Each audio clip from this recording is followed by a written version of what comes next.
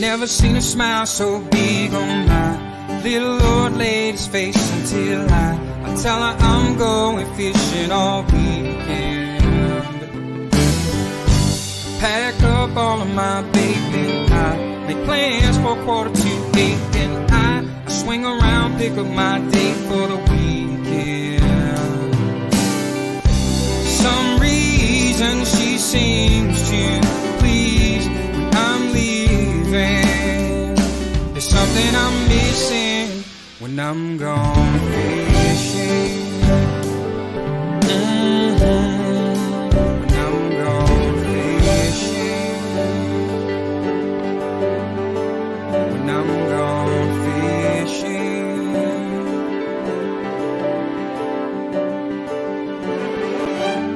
Yeah, baby. Yes, sir.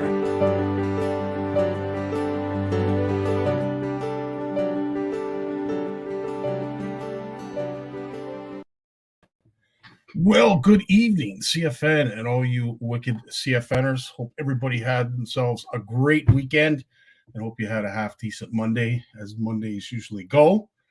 Hopefully it was as good as it could possibly get. We got a few announcements before we get to our three featured guests, and I can't wait to talk to them, especially the ones that went to the ice fishing show.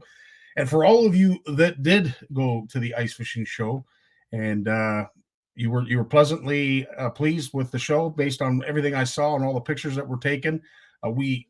I lived vicariously through you folks because unfortunately I wasn't able. Work won't allow it, and I'm hoping this stays quiet for the next hour and a bit so that we can get through this. And as I said, just share some incredible knowledge, some great tips, and as I said, announce a whole bunch of great things that are going to be happening in the coming future. As I said, big shout out to everyone who came, and thanks to Barry and Sally who managed to take a whole bunch of pictures for us that we were able to share. It was this past weekend. It was a success. We are going to be talking to Jim and, of course, Jason, and happy belated birthday to Jason Barnucz, the one and only. Some great stuff that happened between him and Trevor that I'm sure he may share. But again, great show. Saw some great folks that went and had booths there, shared information.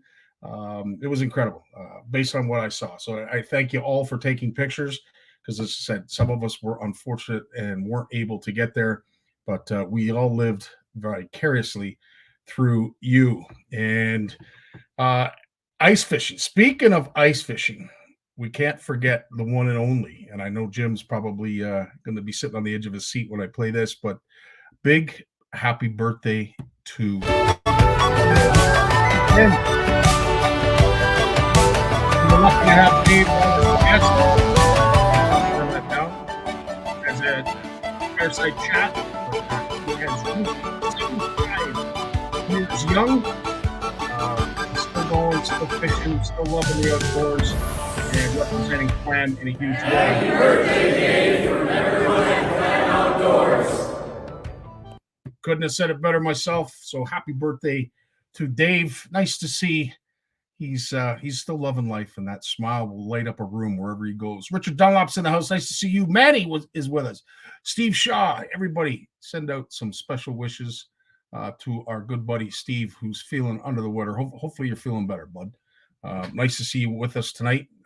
Given that, Barry, again, nice to see you. Walt's in the house. Tony's with us. Brad Frost, yeah, baby. Klassen's with us. Joe's here. Trish is there. Holy smokes, look at all y'all. Corey's in the house. Chris Moore. Norm, how you doing, my friend? Luke's with. Whoa. Wow, this is fantastic. Well, thanks so much for all of you for joining. As I said, I got a couple announcements that I have to get through, and then we'll get to our guests. Something just miraculous happened. And I know we profiled this individual not too long ago. His name is Hayden Gauthier. And I wanted to just give you guys an update because it's been a while since we spoken to Hayden and featured him here on the show. But Hayden's journey has an update. This is a Christmas miracle. A double lung transplant happened. The ailment that Hayden has had and the suffering that he has had to deal with in order to pursue his passion of fishing has been a struggle. He's managed to get through it and has persevered. But it's a Christmas miracle that he's been waiting 5 long years for this double lung transplant. As excited as we are, unfortunately, there is a family out there who lost a child and unselfishly made this happen. So they are grieving. I don't want to dance around too excitedly because unfortunately there is parents out there that are grieving for the loss of their child. So our prayers are sent to you. And of course, a tip of the hat for this unselfish act of giving up these lungs for Hayden. Hayden currently is in ICU and is recovering nicely based on what I've seen on his page. But of course, he's not out of the woods yet. There's infection. There's a whole bunch of things that he needs our best wishes and prayers to get by for the entire Gauthier family. And thanks so much to the Gauthier family for sharing that with us. Because as I said, you could wait forever for one of these lungs to show up, but to have 2 of them show up like they did, as I said, tip of the hat to the family. Unfortunately, we'll never know who they are, or maybe we'll. Maybe someday we will find out. But again, our thoughts and prayers are both with the Gauthier family as well as that family, because as I said, they are grieving the loss of their child. Big shout out to our good buddy Cameron Tate, who is going to be, where's the video? Oh yeah, there it is. He's going to be joining us on Thursday. So right after this live, we will post the picture of the dish that he's going to cook, and we are going to take all of your guesses. As long as you get it right, you'll go on the wheel, we'll spin a wheel, and we will give away a Scotty pack of outdoor flavors on Thursday night. So stay tuned to that. And of course, we will be doing Christmas giveaway in the coming days. December 1st is when it's going to actually start. It's going to be really cool. And we'll probably add to it as the days and weeks go on as we get closer to Christmas. Most likely, we will be handing the prize out on Boxing Day, but leading up to it, I think it's going to be really cool. And it's not going to take hardly anything to enter. So make sure you stay tuned to that. We'll be posting it on this page. And of course, next Monday, we are going to be joined by Yvonne Brown, who's going to be guest hosting. And it is Ladies' Night, of course. She is going to have a guest, very special guest on. Her name is Lorianne Horse. And I'm looking forward to hearing all of what she has to deliver and inform us with. But it's really, really cool. So stay tuned to that. Yvonne's going to be joining us with Lorianne. And at last but not least, I am done with all of the messages. I want to again say thanks and hello to everyone who's joined us tonight. But without further ado, let's get to our beloved Big Jim right after this.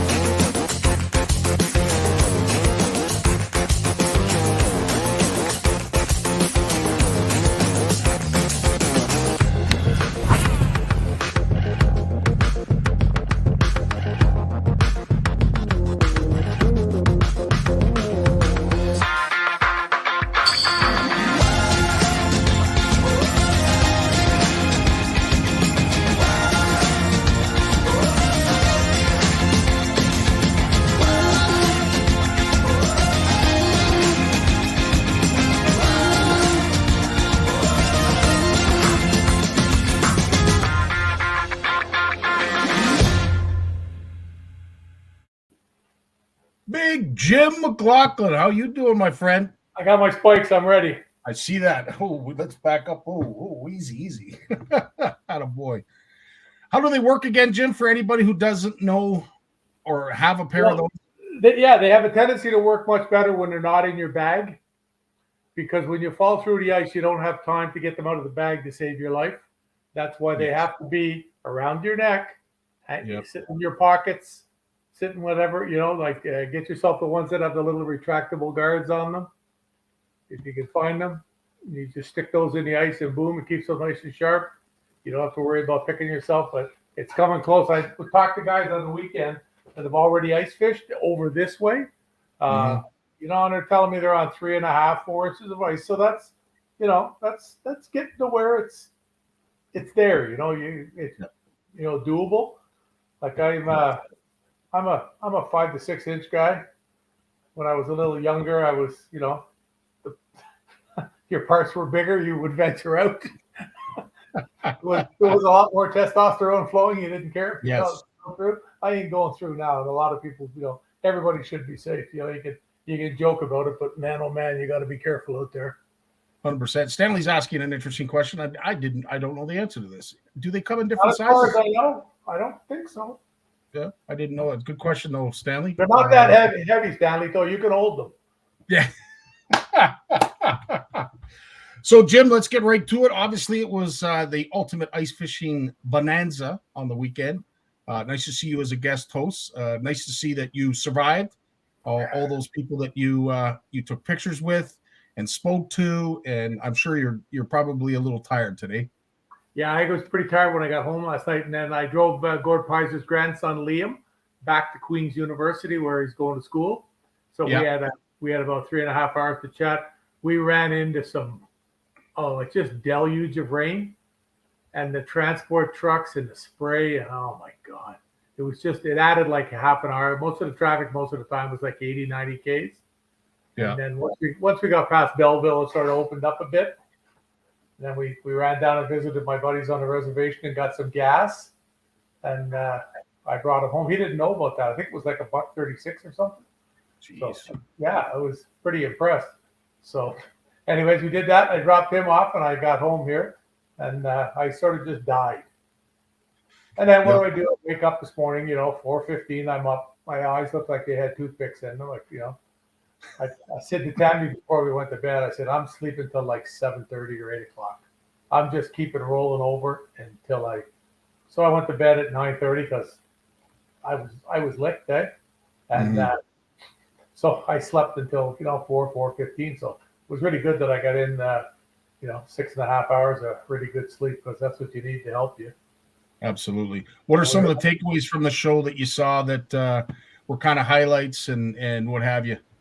Yeah, well, I think one of the that's cool picture there with the young lad. Geez, he's almost as big as Jay. Okay.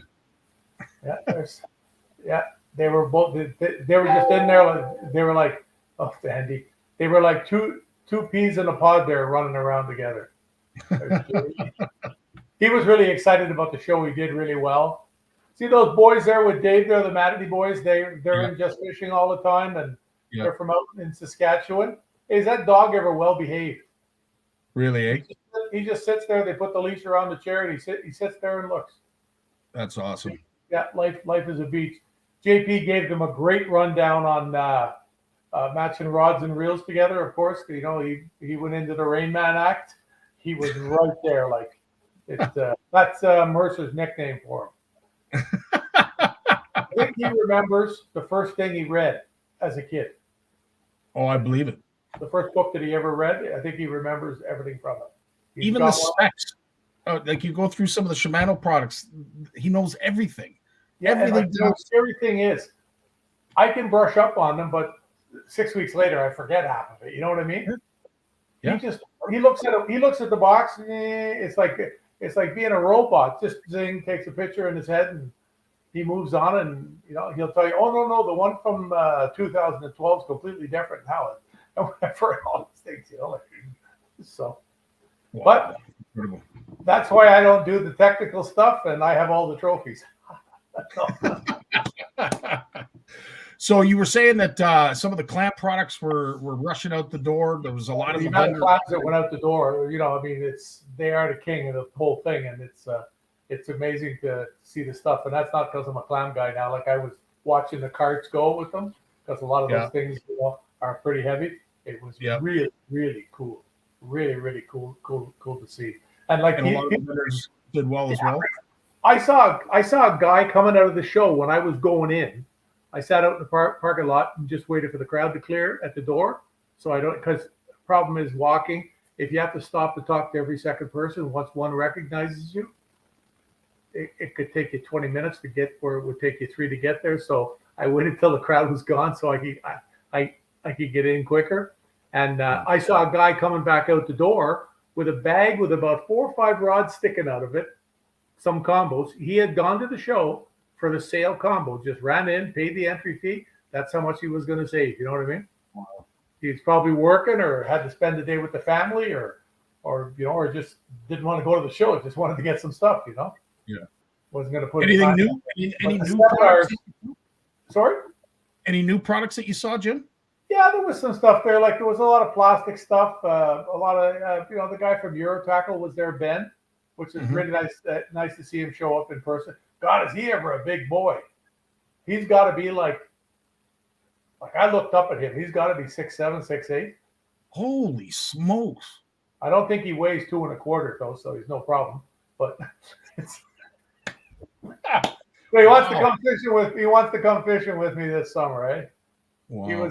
He was pretty impressed, and Peter Cito called from Streamside, yelled at me. I was going out the door, heading out in the afternoon, and he said, "Hey, come here quick!" Before I looked around, I saw Ben there because I've been by 2 or 3 times. Yeah, I wasn't doing as much circling of the show as I would in most years. Just sort of trying to preserve my my steps for the day, eh? But no, it was just incredible. It was a great day, and there were great days. So the information shared, I think a lot of people, was really cool when the Matity boys from Saskatchewan, and they're really dynamite fishermen. One of them runs out in Fort Capel, I think it is, Fort Capel. Mm-hmm. He runs the big hatchery there. Like, it's a monster hatchery. And that's where you always see all these pictures of rainbows and stuff like that. Yeah. And some of the underwater footage that these guys have of burbot feeding, they actually fish with 2 holes, and they use a Bondi bait, a great big Bondi bait, and they bang it on the bottom to attract the burbots in, and then they put down a flasher jig, one of the real bait flasher jigs, with the spinner on the tail. That's a great thing for ice fishing too. But that's the original one with the spinner on the back of the tail like that. Go to the website and check it out. Their stuff is awesome, and they put that down there with a chunk of. I think he said their big deal now is chicken hearts, because you go to the grocery store and buy a bag of chicken, flat of chicken hearts for $5 or $3 or something. So, and they last a long time. But I guess any meat will work. The guys that I knew, some guys in Quebec that used to fish for the big time, and all they used was pieces of chicken skin. They would actually take the skin off the chicken because it was so tough, when it wasn't cooked, and put it on the back of the jig head, and the burbot would pick it up really, really quick. But it's just cool to see these guys come from Saskatchewan and they share stuff over here. And then I hear Gord Pizer get up, and they were talking about the Meigs. That's the new one with the perch finish on it there. He hooked me up with a bunch. Sweet. And yeah, he was doing seminars there. I mean, and that whole thing, and like Gord said, you take a Meigs out to, Lake Diefenbaker or Lake of the Woods or something where nobody uses them, you're going to crush the fish because it's something new. It's a totally new. It's not the lure. It's the technique that goes with it. You're doing something that's just different, and everybody knows that works. Fish don't know if they're in Lake Simcoe. Yeah. They don't know, if you took a fish and you drove it from Lake Simcoe to Lake of the Woods and dumped it in a similar habitat, he's not going to go, I'm not Lake Simcoe anymore. It's but interesting too that, chicken gizzards don't school, in the middle of the lake or on rocky points or whatever. It's amazing how something like that is so attracting to fish. As Steve Shaw has mentioned, does KFC work? I mean, at this stage, I would say it worked on me. Absolutely. I haven't gone to KFC in probably, I bet you, 15 years. Yeah. Yeah. I just Nor, after I read those reports about the fat and the growth of meat, like yeah. these didn't. And I know, like I mean, there's not a piece of crispy, KFC chicken that's still really crispy and hot. Oh, get me started. I might have to go for a ride. No. As we're all busting here from all that KFC, Sonia saw a lot of striker suits. Yeah, they sold a considerable amount. I talked to Lee, who the Shimano rep is the rep for those in Canada too, and he said it was a real decent show. He was very, very happy. Yeah.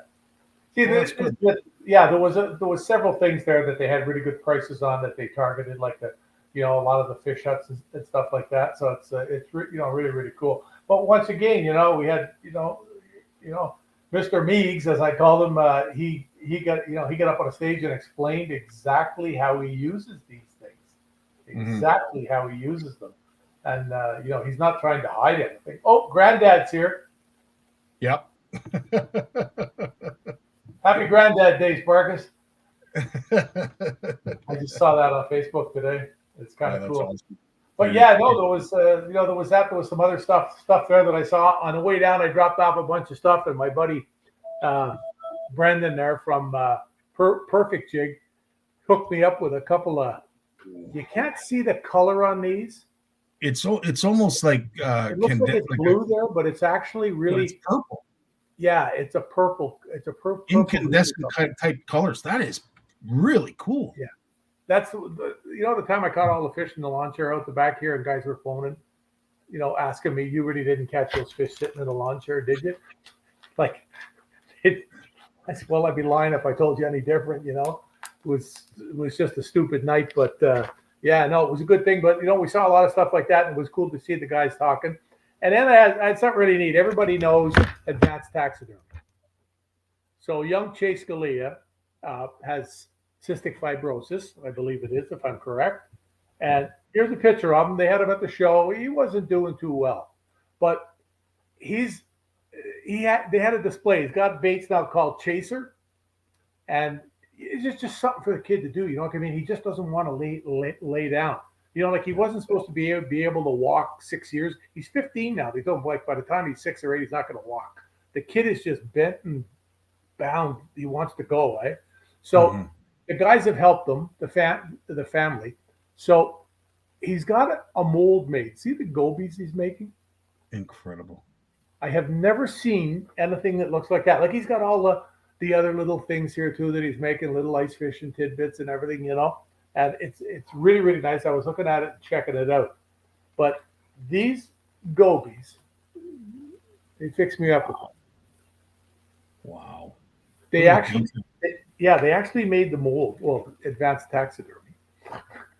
Best world champion multiple times. Yeah. And that's what they came up with. Incredible. I mean, it looks just like a goby. It looks just like, it's absolutely amazing. They got a lot of oil on them here. I'm trying not to get them out of the package. I'm going to have to wash them off to use them.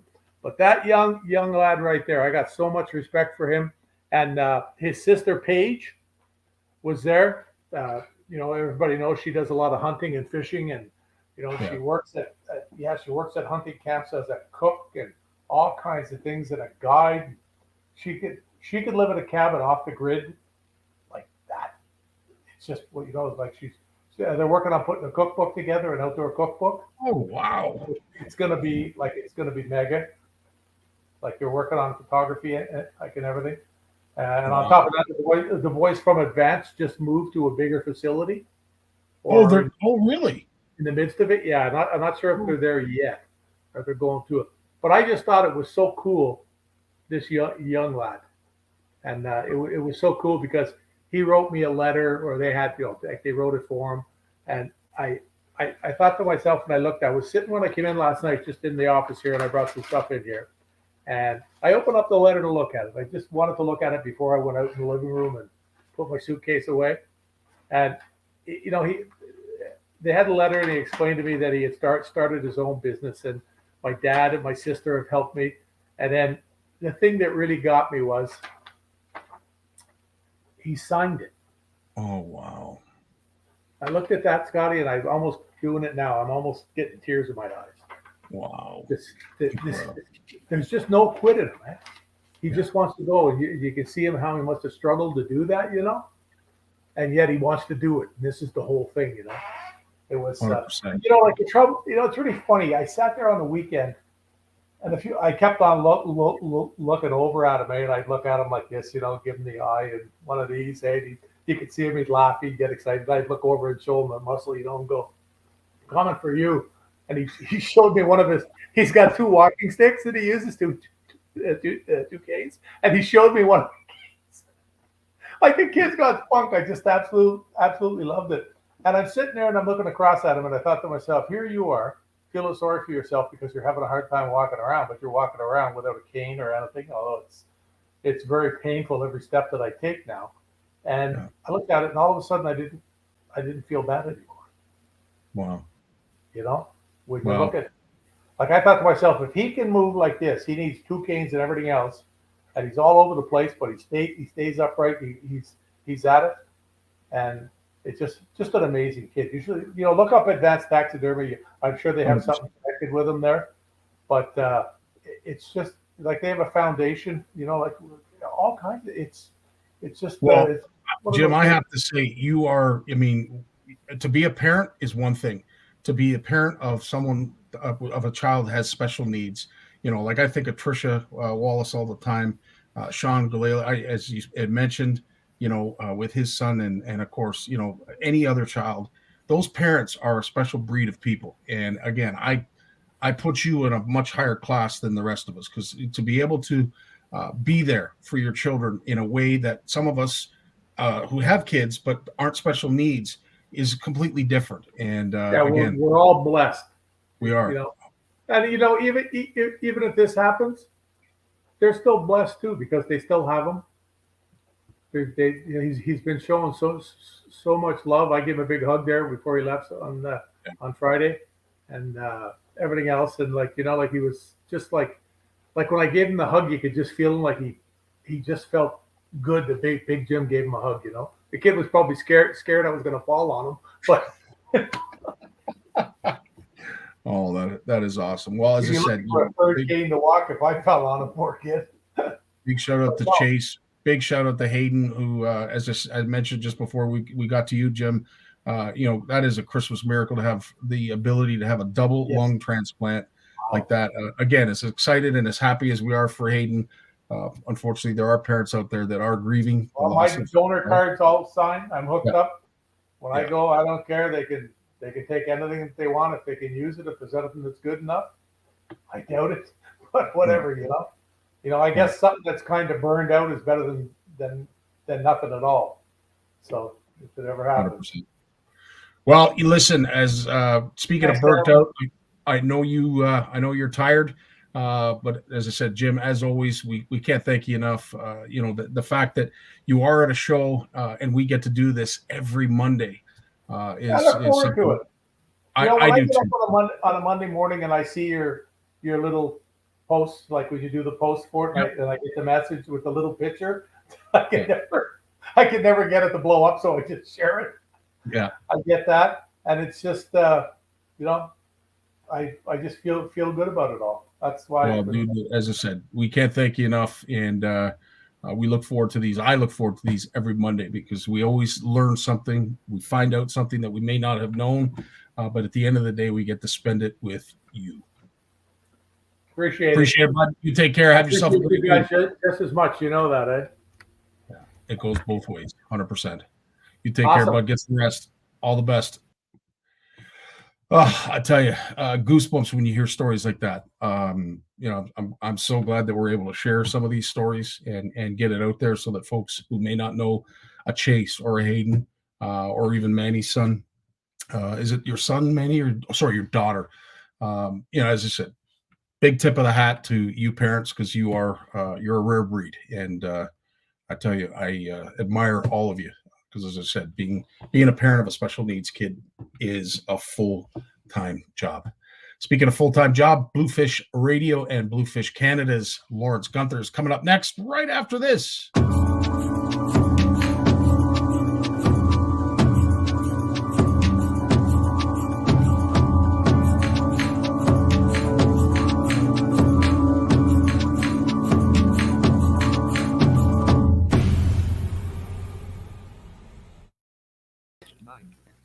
Lawrence Gunther's in the house. How you doing, Lawrence? I'm doing well, buddy. How are you?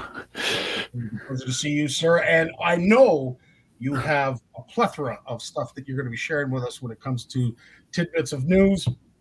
Give us updates. Perhaps share with us something that we didn't know or never knew in the first place. Maybe. I got a few things here. I got a few things to share. And but I just was reading and 200 ice anglers were just saved on a North Minnesota lake. So somewhere out there in the Midwest United States, they're ice fishing, and 200 of them, I guess, their little shelf of ice broke away, I guess, and drifted away. Got to dig in on that one. That's a big pile of people to get off the ice, eh?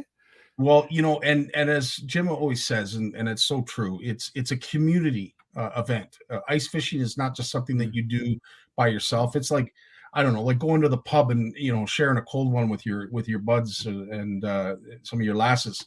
It's a communal event, and I'm not the least bit surprised. In fact, I'm surprised it's only 200. Yeah, you wonder how much gear was left behind, right? I mean, did they get all their gear off, all that expensive, brand new, shiny ice fishing gear? Were they able to haul that off as well, or did they have to leave that behind? It's wow. There's a scavenger hunt in the works, that's for sure. But thankfully, no one was hurt by the sounds of it. That's the main. No, that's it. So the anglers were located in Minnesota, 100 kilometers south of the Lake of the Woods. Ice conditions were 5 to 7 inches, but a pressure crack opened up, and bon voyage. Hello, Cuba. Next stop, Mexico. Yeah, no kidding. Wow. Well, I'm glad they're all safe. As I said, if you've ever been in a situation like that, I know some of us have, it is scary, regardless of how much ice is below you. It is scary, and I'm glad everybody got out okay. And it's not a lot of thick ice, that's for sure, right? I mean, that's not a lot of thick ice. No, hey, I mean, 5 to 7 inches isn't. You're right, and if it starts busting up and banging into things, it becomes brittle real quick. So yeah, 100%.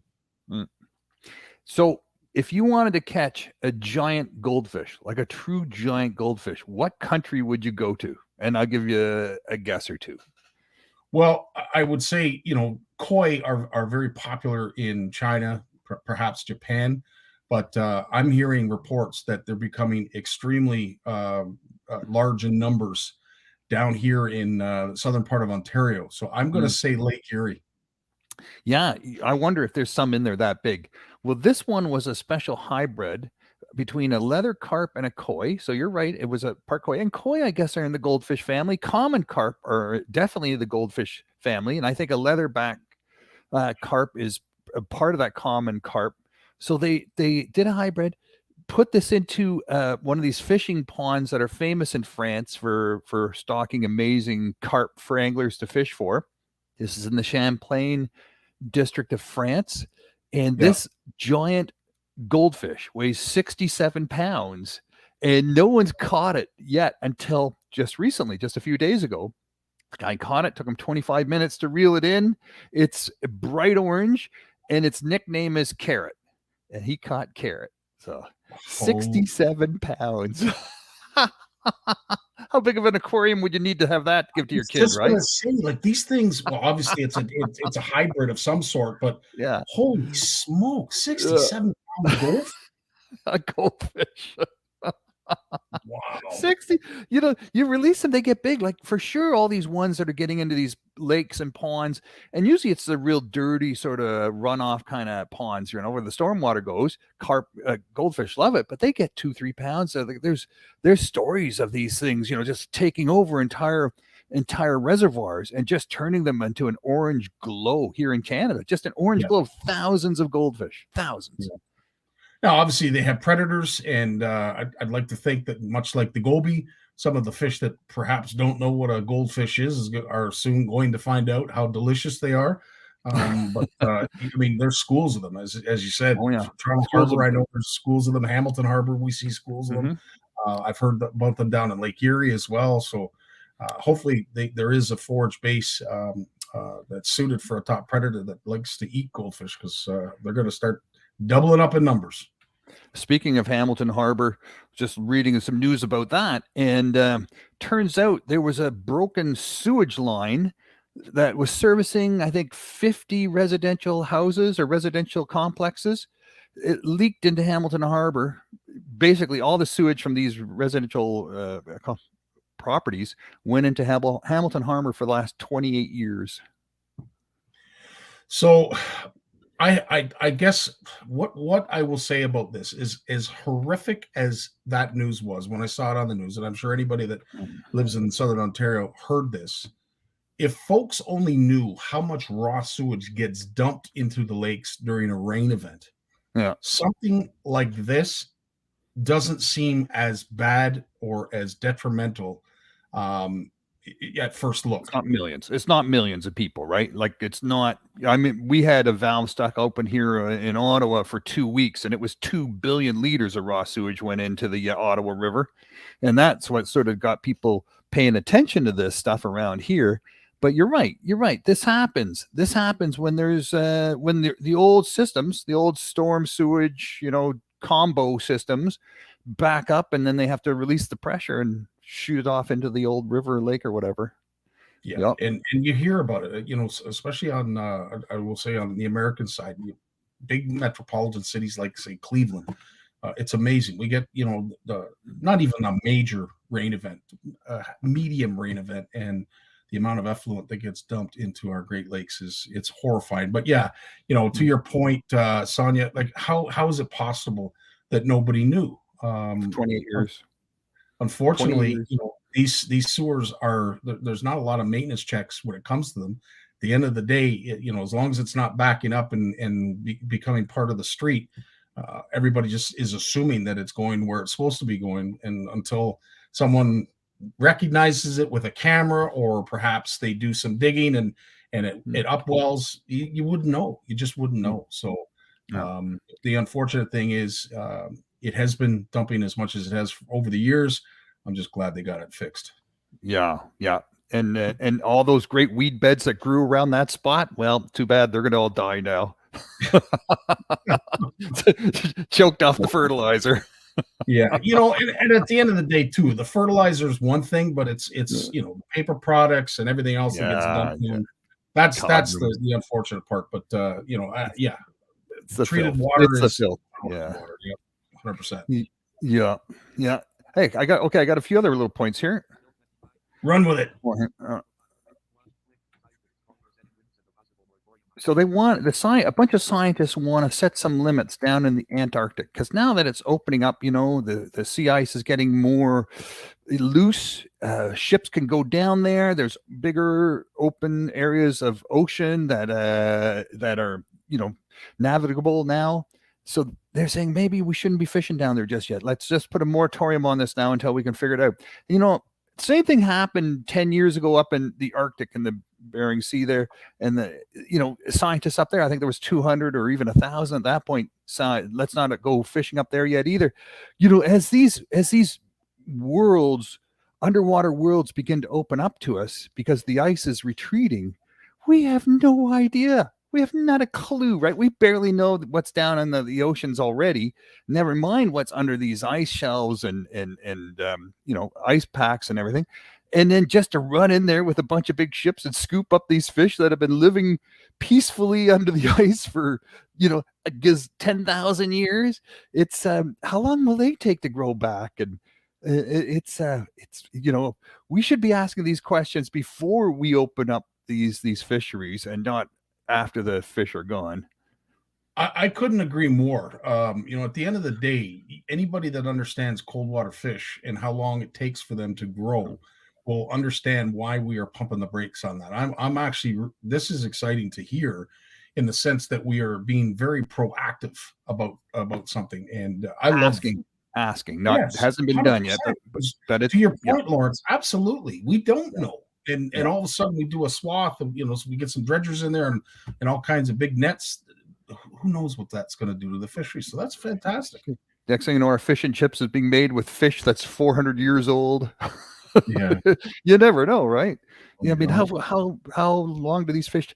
There was some cod up there on an island in Canada's Arctic, and they were in this bay, and then a big storm happened, and it churned up the beach in front of the bay and choked off the mouth of the bay. So now you have these cod trapped in this bay, and it's now a lake, and it's very pristine water. There's nothing in there. You know what these cod eat, and it's been 100 years they've been in there. They eat each other, and it's been going on for 100 years. Are you serious? Wow. Oh yeah, they're extremely aggressive. I wanted to go fishing there. Apparently, they're so voracious because they have to catch their little ones and eat them, and the ones who catch them survive, and the ones who don't. But they always seem to replicate enough to keep themselves alive. But that's it. That's their only food source is their own offspring. And they're super aggressive fish. But it's a 6-hour boat ride. I didn't know they were, naturally cannibalistic, but let's be honest. I mean, it's the only food supply you're going to soon. Yeah, I don't want to say anything. It'll be disrespectful, but I mean, at the end of the day, when there's nothing else to eat, brother and sister start to look real good. When you're hungry. Yeah, Grandpa. Wow, yeah, it happens, but it's amazing what nature will do. Right, nature is really, really tough and really strong and really resilient, but it's not always for the better. No, 100%. That's really interesting. And do they grow quite large, these cod? Well, 20, 30 pounds. So, 3 feet. Incredible. So they're not small fish. It'd be fun to catch. Well, especially as aggressive as they were. Yeah, 100%. Oh, incredible. Apparently the Atlantic salmon in New Brunswick are on their way back. So Fundy, Bay of Fundy, Atlantic salmon numbers are building up again. The numbers and the Atlantic salmon on the west coast of Maine and Canada, it's been such a delicate thing for so many years now, right? And but every time you get a little bit of hope, then you hear hard luck, but is it ever going to come back the way it was? Because all these southern rivers are warming up and staying warm in the summer, and it's not very hospitable. So we ask the salmon to come back. We put these hatchery fish in there and encourage them to come back. And then what are they coming back to, right? It's really it's not even possible for them to come back and really ever survive in those environments again. But it maybe that's too soon to say, and I shouldn't be writing them off so quickly. But the fact is, they are coming back. So let's see what happens. It's interesting that you bring this up, because I think most of us who know trout, know salmon, or know any other river-dwelling species of fish, that at least not necessarily river-dwelling, but they go up river to spawn. Mm-hmm. Everyone knows that there's a DNA imprint that is placed in that fish. The minute they are hatched into a specific river, it becomes a DNA. It's just part of their DNA to go back to that same river. Mm-hmm. Mm-hmm. What happens with a fish that is, hatched in, say, this river? Now it's getting too warm.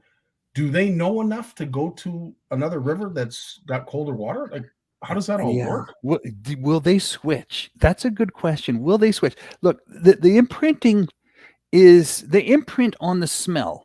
So that's what they want, the smell, and then it's got to feel right. It's got to feel good. The temperature, the smell, everything's got to feel good before they go up the river. They'll gather around the mouth of the river, but will they go up?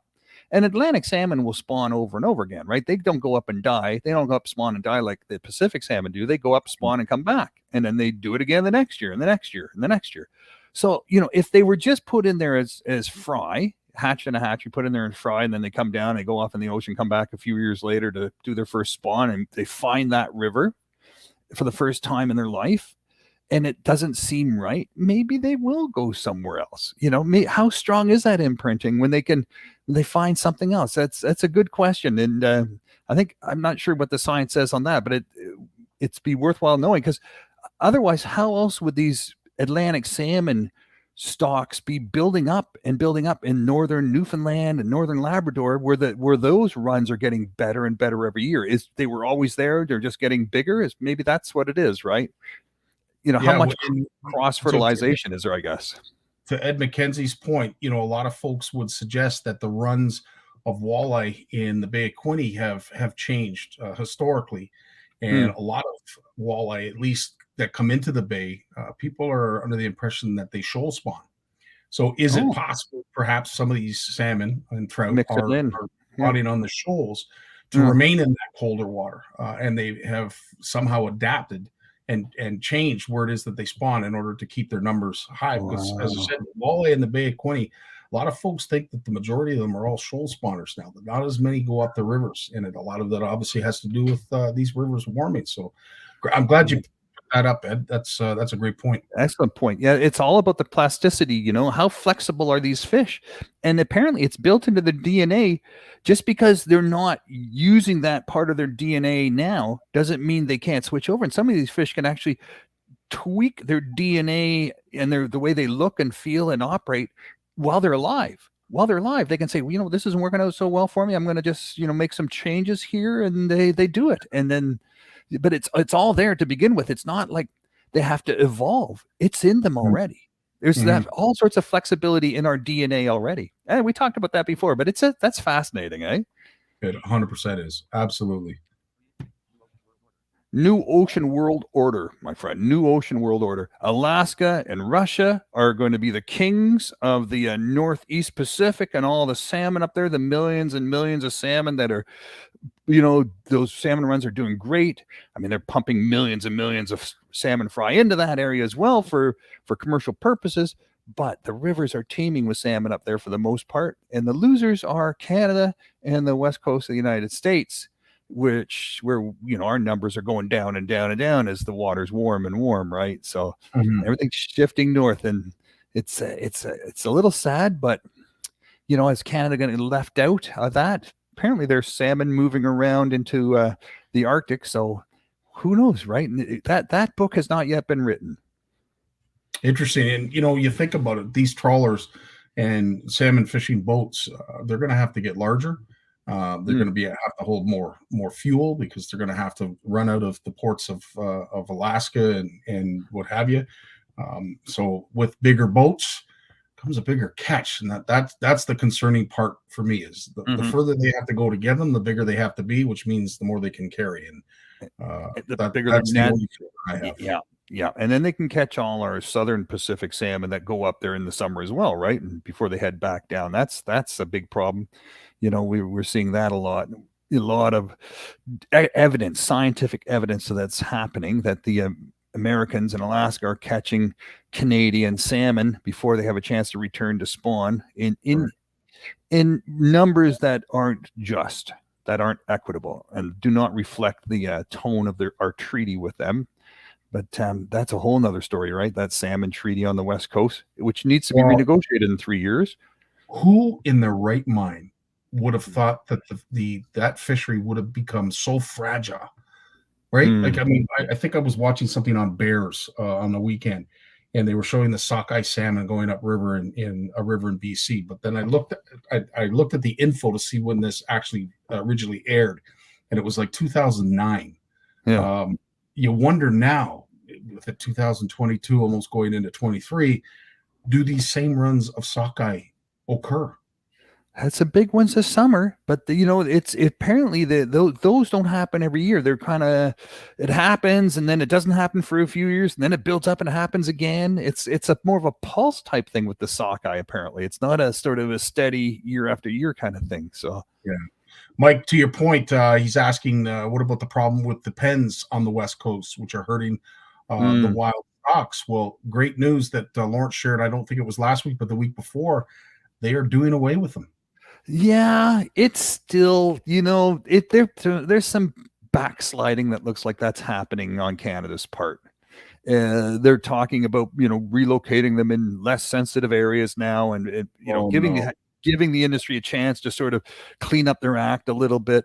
Yeah, and you know, and then a bunch of Canadian activists are pointing at Washington. Washington just kicked all Cook's fisheries out of there. Cook is Canadian. They had set up pens in off the coast of Washington State, and Washington State just said, "Now you're out of here." But it's not because of philosophical reasons. Because Cook Industry kept lying to them. they were lying to them about how many fish kept escaping when their pens collapsed, and they said it was 100,000. Turns out it was like closer to 300,000, and and they just said, no, we don't like you guys anymore. Leave, and that's going to be the end of pen fish aquaculture off the coast of Washington State. It doesn't happen off Oregon State. It doesn't happen off the California coastline. So the only ones doing aquaculture on the west coast of North America now is Canada. Jeez. Yeah. Let's get our stuff together, because as Mike Howard says, and it's a great question, will we have wild fish by the time it's all done? Great question, Mike. Well, there's many who think that that's a question for sure. That's definitely a question worth asking. Couple more, Lawrence. Go ahead. All right. So we're not protecting our iconic fish species. So there's I think 8 that are at risk that don't have plans yet. There's a bunch of gaps in the way we're doing this. We're just starting to build up on this. So we got a lot of work ahead of us, and there's still a lot of overfishing happening in the Canada marine fishery commercial side of things. And we're just really, like, since the legislation came into effect in 2019, to make these plans, we're at the end of the start, but that's, we got all the work ahead of us now, right? That's the unfortunate thing. Wow. Well, we'll wait to hear updates on that, but that doesn't sound very very good. So Waterkeeper Alliance did a survey of many rivers and lakes in the United States, and over 80% of them had toxic levels of PFAS, kind of Scotchgard, fire retardant chemicals that were now in the category of dangerous in these rivers and lakes. 85%, over 80% of our the United States water bodies and rivers are now showing this chemical. This is like the scourge, right? This is like DDT was. Remember DDT, and it was showing up everywhere? Now it's these PFAS chemicals, and they're used in so many things. Like those cheap bass pants we buy to go fishing with, they're coated in this stuff, right? It's not good stuff. It's not good stuff. Sure, it's great waterproofing, and it's cheap.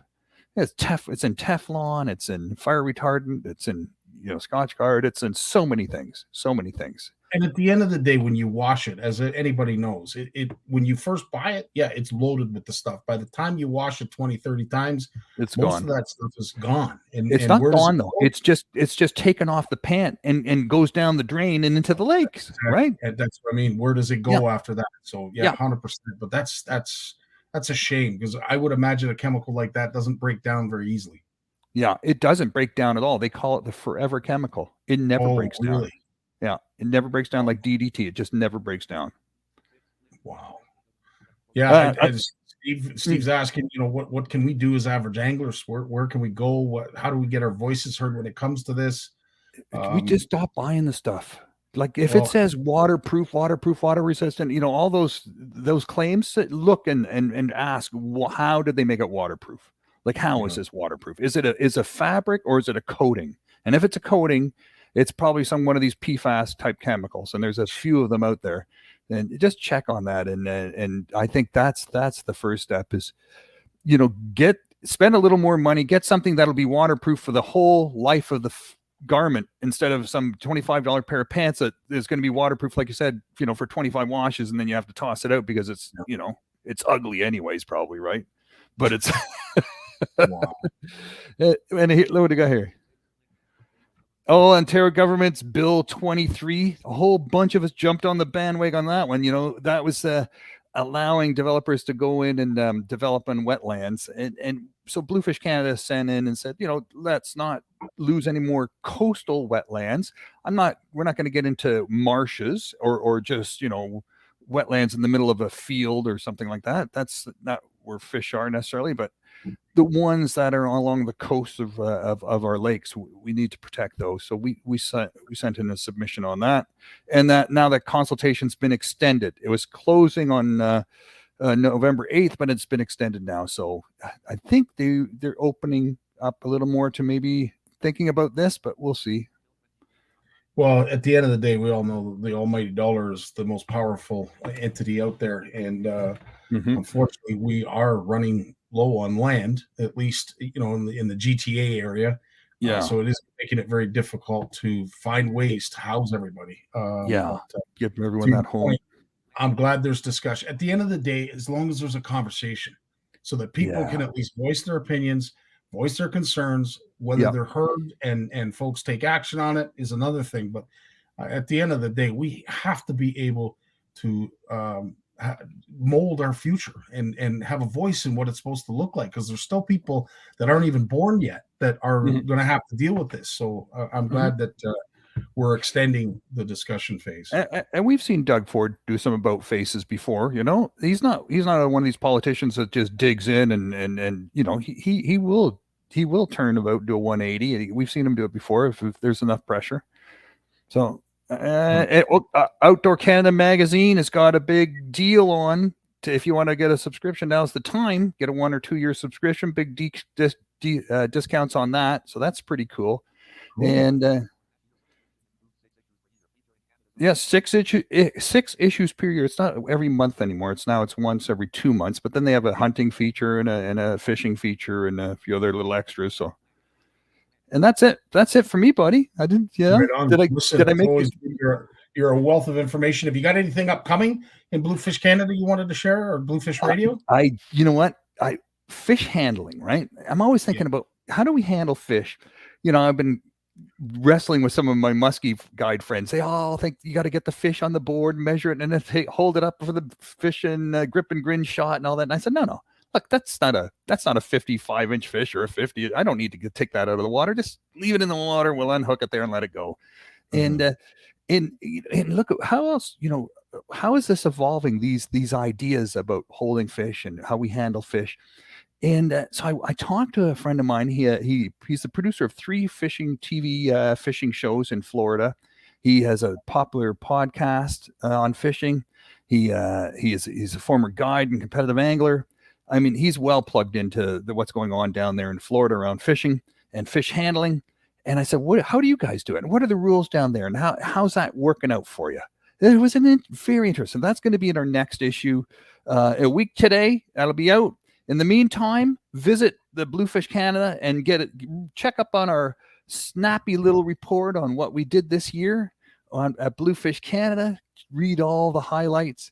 And if you feel so inclined, you know, throw a few dollars towards us so we can get those youth out fishing. We got bigger plans for youth this year and more research being planned this year. Every dollar helps. We're all the volunteers. All the money goes to the projects, you guys. So, yeah, it'd be great.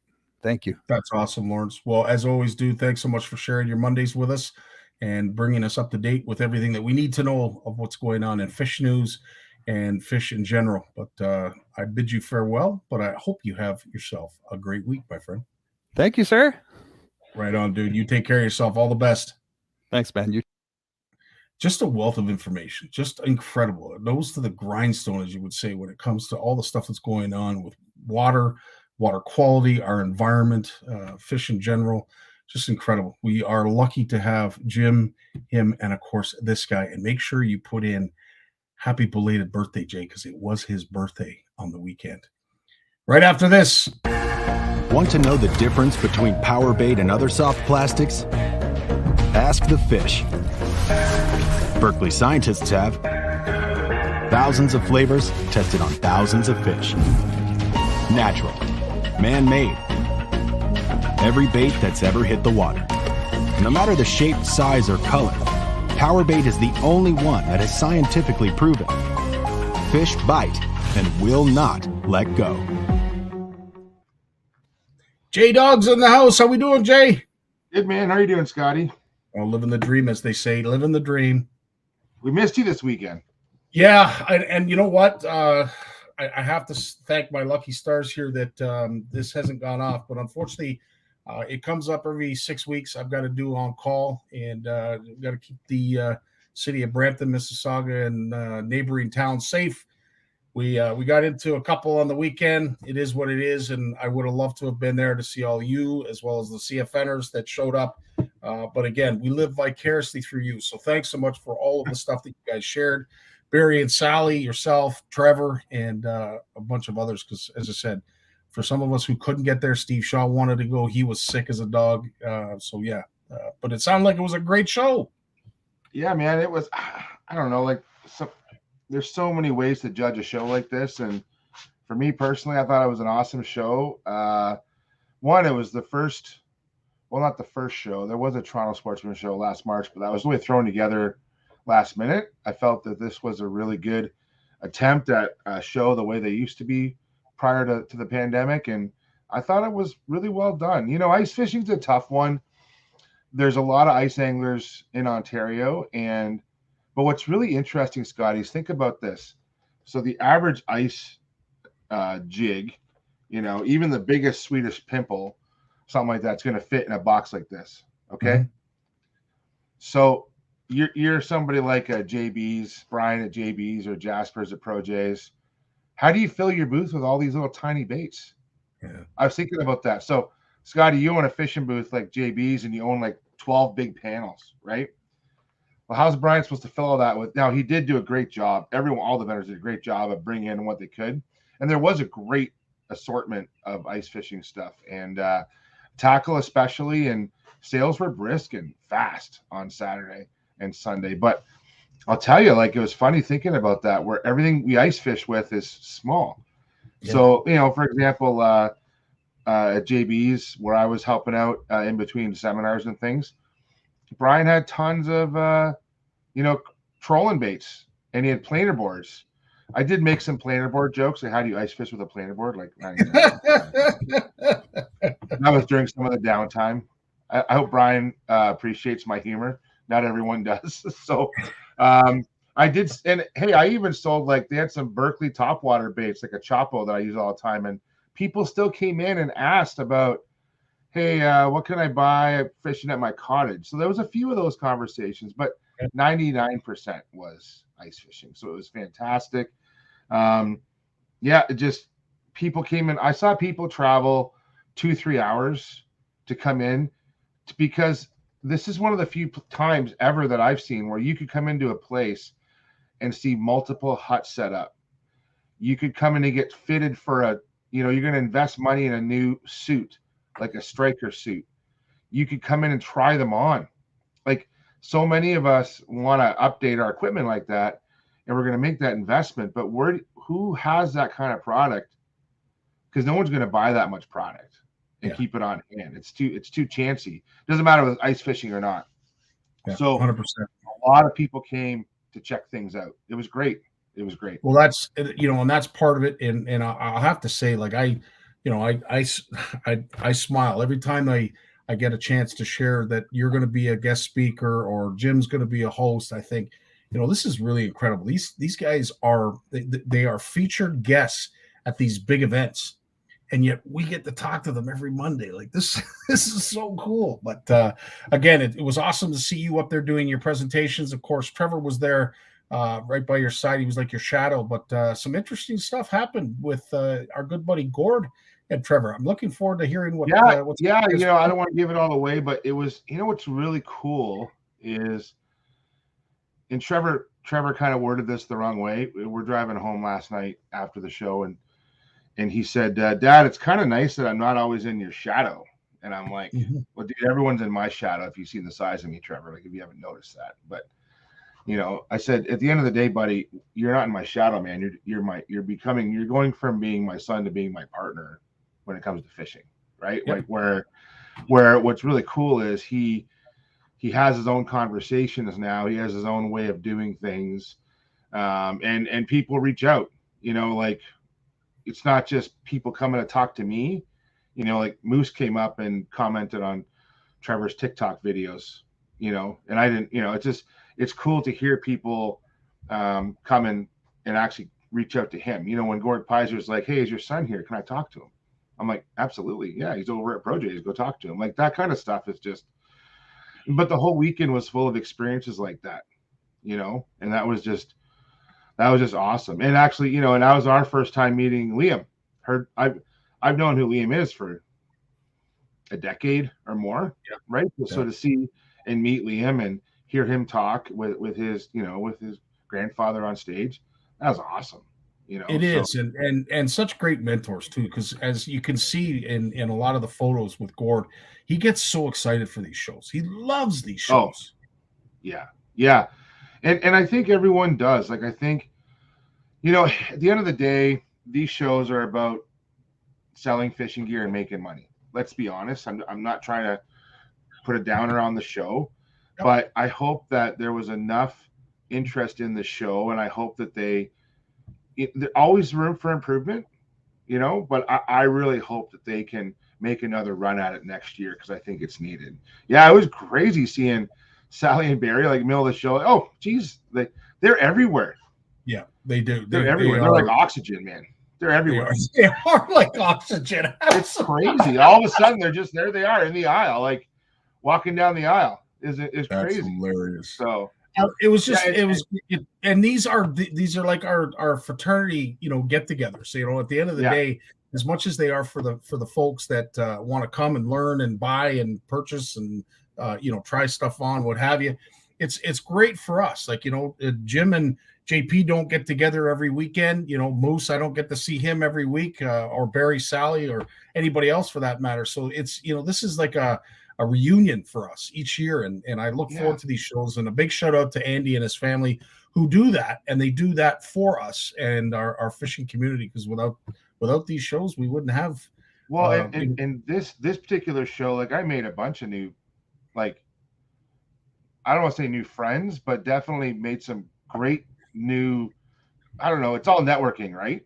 100%. But in a positive way. Like, so, never met, she's been on this show, Ashley Casperson, never met her in person. Yeah. So, so she was doing seminars on the Outdoor Canada stage where I was, and went up, introduced myself, and we talked fishing. James Meeks, like, Meager, I know who he is. I've watched his YouTube videos. The guy is a total stick on Lake Simcoe. And just to sit and talk ice fishing with him, and I actually have the same favorite reel for ice fishing, which is kind of cool. I always like little things like that. So just little things like that. So even people that I don't know, the brothers, the Mehdi brothers, like, coming, like, they were awesome, man. They came and watched my seminar and had questions for me after. And so, like, these are people that I've never really met before. We all are mutually aware of each other, but to actually shake hands, have a conversation. I might be making plans to go to Manitoba sometime in the next year or so, because I've just had it with all the fishing stories, and I have colleagues out there, and now I met these guys, and I'm like, and Todd Longley was there, and like, just, so it was just a great weekend to catch up with people and really get psyched up for ice fishing, but just psyched up for the show season in general. It's almost like maybe this will start to be the warm-up show for the other shows, right? 100%. But as I said, again, big shout out to the Pilata family to put these on, and they do it with the right intentions. And as I said, it's just a great community event, and we get the hug, shake hands, share stories, and a whole bunch of other things. And very cool. On top of all those big high level things I'm talking about, Scotty, I gotta show you a few things I found at the show. Yes, I'm very much looking forward to this, as I'm sure everybody else is as well. Okay, so I'm going to give you a couple things that I really, really found the show that I liked.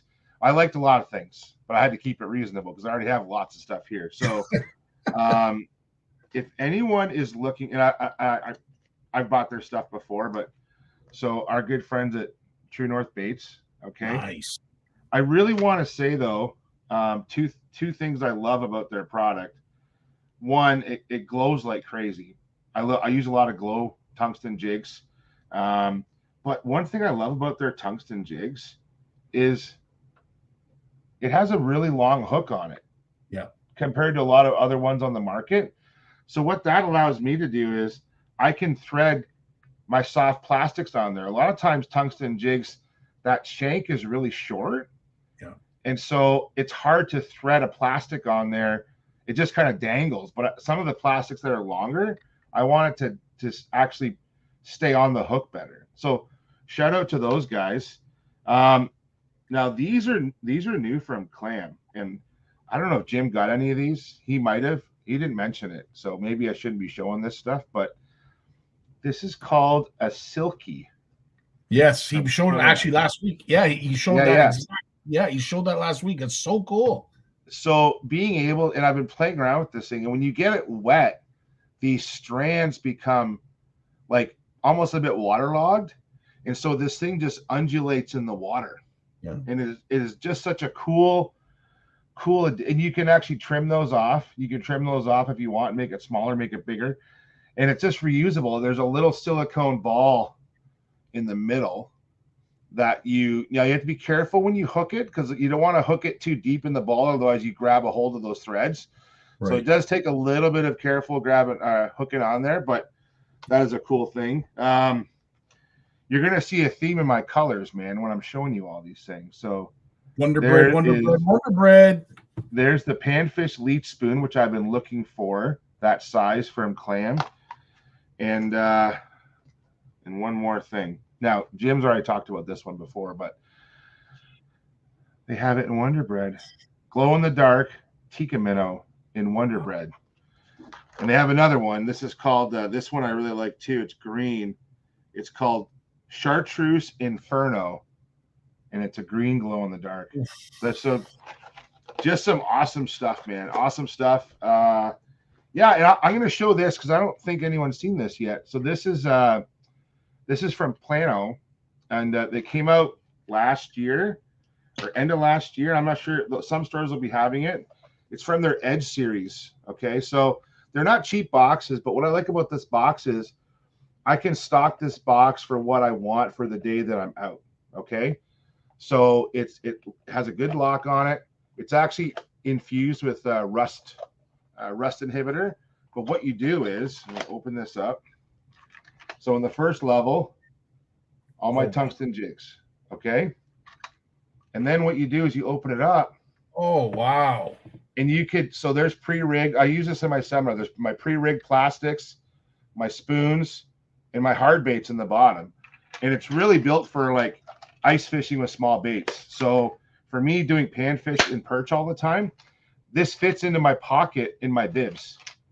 So wherever I'm going, I can change out my colors from my other boxes for the day of fishing that I have. And everything's compact in that little box. And that's key, because at the end of the day, if you don't have to carry it, or the lighter it is, the longer you're going to last it on the ice. But yeah, no, that is really, really, and that's made by Plano. Yeah. Well, I'm sure there's my Plano.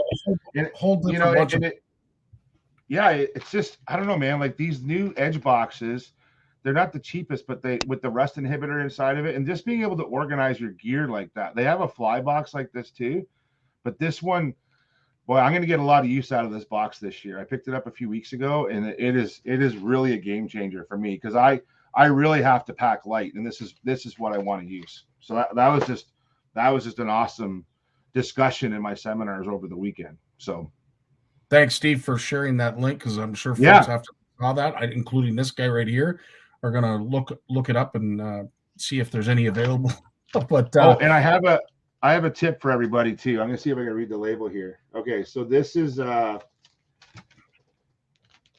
called Extreme Tape. Okay. So if anyone has ice fishing rods or any kind of rod that doesn't have a reel seat, okay, and you got to tape your reel onto the rod, and a lot of the new ice rods don't have that, right? So you got to tape it on. You can tape it on with this silicone tape, and what it is, and this is really important, especially with the price of rods now. Like some of these rods, Scotty, they're awesome rods. The technology is getting great, but they are getting more expensive. So you don't want to go wrecking the cork. So what you do is it actually wraps itself. So when you wrap it around your reel seat, that tape won't stick to the cork. It only sticks to its own tape. Oh, okay. Okay. So here, let me grab something. 1 sec. Let me grab something.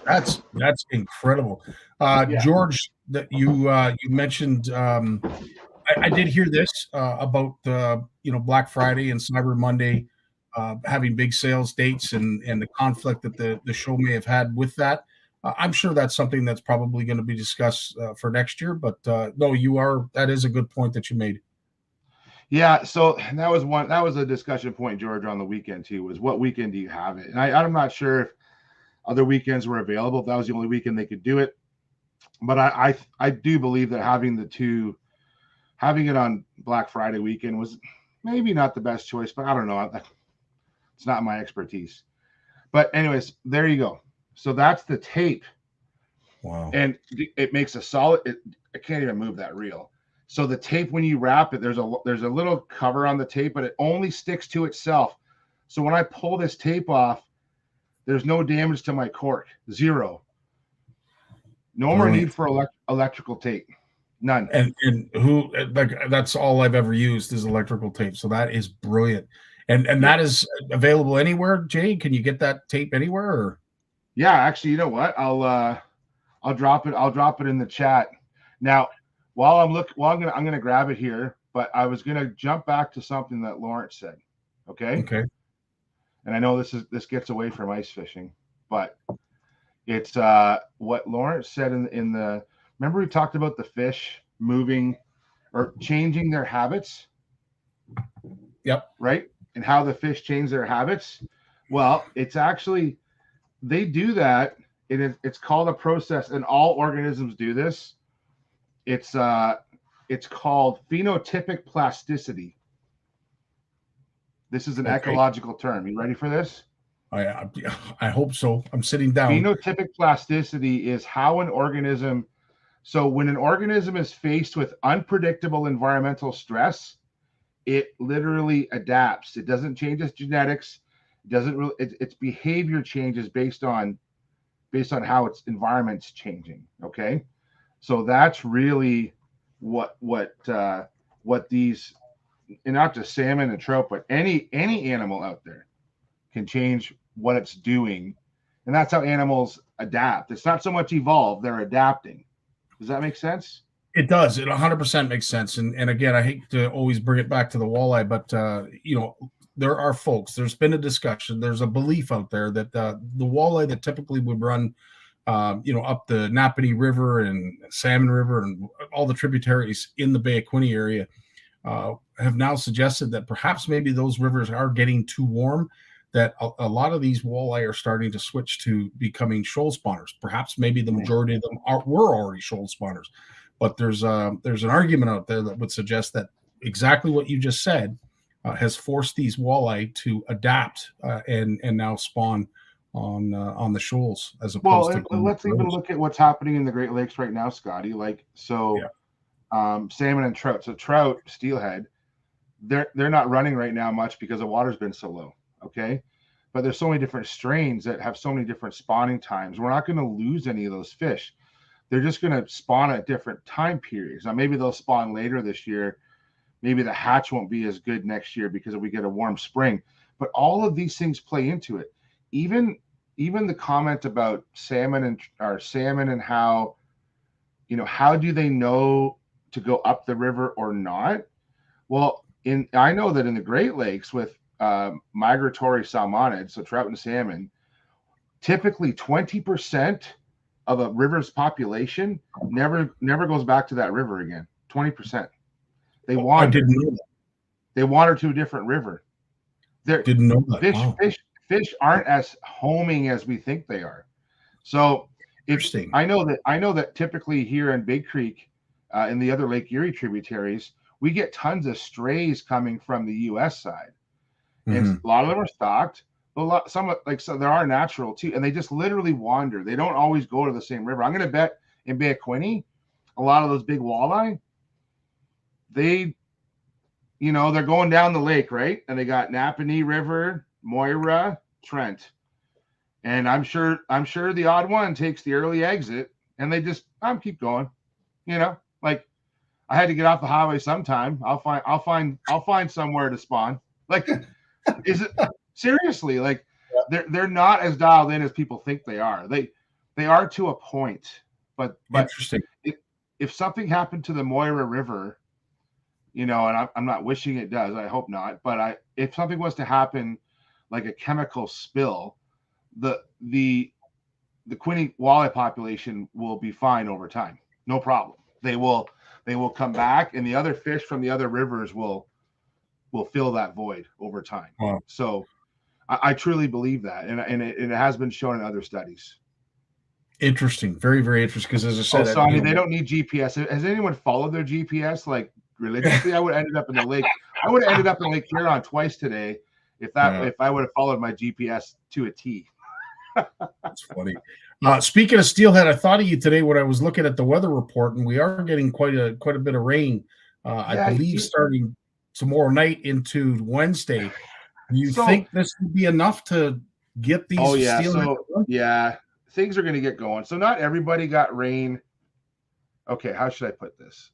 Not everybody got as much rain as we think they did, and some of the rivers are so low. Even though it poured, like I know Jim drove through the driving rain last night, it didn't drive the rivers up as much as you'd think because they were so low to start. But what we're seeing is a trend where we're going to start to get periodic rain maybe every few days, and it'll slowly push up the flow. So here's my luck. I took today off, knowing the show was all weekend. I got some vacation time to use up. You know, my birthday was yesterday. I'm just going to take a day off and go fishing. Dude, I drove up, and the local rivers are all low, and I just wanted some change of scenery. So I drove up to Lake Huron. Every river up there was blown but one, and the one that I fished was barely fishable. It's still just coming down. It was high when I got there. So, like, that's my day. That's my luck, man. That's my luck this year with steelhead. And shout out to Creek Candy Randy. I did see him yesterday at the ice show. He's a total ice head too. People don't realize that about Randy. But have you seen his hut? It's a disco. Oh, we had it up at the Honey Hole. Holy smokes! Nice. I swear people in Bolton could hear his music. It was incredible. He's just such a character, man. Anyway, he walks up to me. He's like, dude, you know what, man? Like, we're talking shop, talking steelhead, and he's talking about trying this and trying that. I'm like, dude, I just haven't been out. I can count every pebble in every pool for 2 miles. Yeah. So, but it's going to happen. I'm complaining right now. I'm being a big baby about it, but it's going to happen. There's going to be a big push of steelhead, and I'm going to smash some good fish before December 31st. I just want to go ice fishing though, Scotty. I just want to go ice fishing now. And I think totally this is the hardest. This is the hardest part for us in where we live. To the folks out in Saskatchewan and Alberta that are already enjoying the hard water, God bless you. But yeah, this up and down temperature, double digit here, double digit there. Yeah, it's not allowing it to happen, and it's closing that window, because eventually these species of fish their seasons are going to close on us, and we may not even get a chance to target them. I know, Sonia. I feel you about bass season. I've kind of switched. I kind of switched from bass after about Halloween, just because where I am, unless I want to get out on Lake Erie, which it's possible, but the further into the fall you go, the windier it gets. And I know a lot of disappointed friends coming up this week that with bass season closing, it's been actually, we're supposed to get a huge windstorm Wednesday, 80K winds or something like that Wednesday. So that's bass season. That's just going to put a knife in that for the rest of the year. But honestly, like, what's been great, Scotty, is this cold weather we've been having. This is going to give a kickstart to ice fishing season. And some people don't realize this, but we finally took all this warm water we've had and we sucked all the heat out of it. Yeah. I'm not joking. Like, it takes weeks to cool things down where the ice can properly form. There was skim ice across Long Point Bay a few days ago, like where duck hunters were going through it. There's a golf course I drive by every day with a big lake off the 403, and everyone who drives from Brantford to Ancaster, you know the one I'm talking about. That's my ice barometer. That big pond or small lake, and it's been it was froze over for 3 days, like just thinly frozen. Yeah. I wasn't gonna pull over and start punching holes. No one worry about that. But like that pond or that lake is telling me, what's happening. Yeah. -20. Cameron, you're killing me, man. I know. It's tough. It's tough to watch. It's tough to witness, but we do appreciate it because, as I said at the top of the show, we live vicariously through folks that are hard water fishing already. But you're right. And that's what's so unique about that weather event that happened with the snow squalls in Buffalo. If you were to have a similar wind like right now, I don't believe you would get that much snow because, as you said, the lakes have cooled down. So amazing. Cooled down. And other than like, we're going to have some, like, I think it's going to be kind of mild Tuesday, Wednesday with this rain coming in Wednesday. And then we're getting back down to that +2, +1, +3 weather. Like, and that's for around here where I am. I'm in the banana belt, right? It's a little bit, you know, I don't have to go too far north and it's cooler. So yeah. Yes, I'm sure the fish are hoping for a late freeze too, George. Yeah. Well, poor George. He has to take care of all those Lake Nipissing fish. It's a tough job. It truly is. But I do hope I hope selfishly for an early freeze up, but who knows what's going to happen. But I will tell you this, Scotty, I will be ready. Even though if I was to spin this camera around, you would see a combination of bass fishing, kayaking, steelheading, and ice fishing all in my basement room here. I get really ugly looks from my wife when she comes down to my room. Does that make sense? I think somebody clean this up. Yes. The struggle is real, 100%. And then on top of that, of course, all the prizes and what have you that I have boxed and put away. The downstairs, unfortunately, looks like a warehouse. But as I said, you know, I'm so thankful and blessed that we have that ability to share it with our community. And of course, all of your time, as well as Lawrence and Jim. What's upcoming? So outside of hoping that Steelhead are going to start running, is there anything else that you're working on? No, man. I'm literally just buying time. I'm going to, like, I got to clean up my room, or I'm going to get punished. You know, I'm going to get grounded like the kids. We asked the kids to clean their room. I got to clean mine. So I got to do that. I do need to go do some more steelheading. Hopefully this weekend I'll get out. Dude, I really just, honestly, steelheading for me is just, I just enjoy the walk. I really do. Like, I just enjoy getting out and going for a stroll. And today was more walking than fishing with the high water. So it was just a good excuse to get out. So I'll be doing some of that.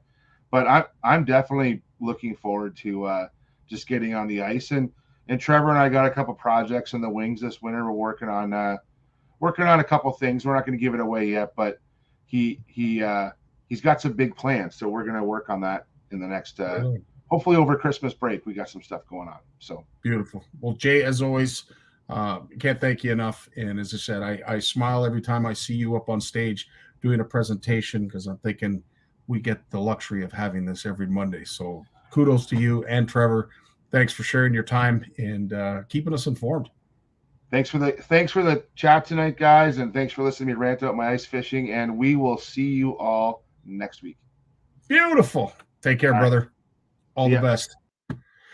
Well, that is it. It's amazing. An hour and a half goes so quick. Again, thanks so much to all of you who shared your picks and allowed us the ability to go to the show, even if we weren't able to get to the show.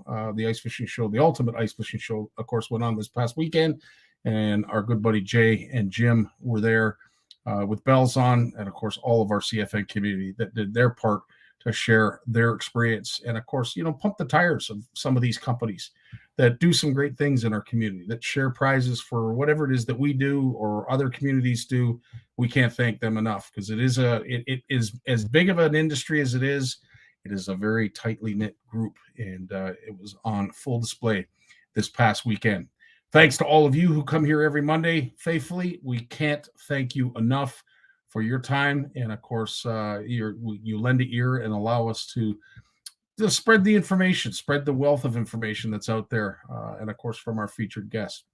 Stay tuned. We will be posting, of course, those giveaways, and Cameron Tate is going to be joining us with another Cooking with CFN this Thursday, so we look forward to that. Love you all. I hope all of you have yourselves a great week, and if you are steelheaders, you're going to be like Jay, and you're going to be able to get out and enjoy some steelheading. If not, you're like me, and you have your fingers crossed, hoping for a hard water season sooner than later. Dave, it's time for you to take us away, buddy. All the best. Enjoy your week. Love you all. Take care. Peace. Well, as much as I hate to admit it, I guess we've run out of time. So I've enjoyed it, but I'm going to do something I haven't done since season 1. Turn out the lights. The party's over. They say that all good things must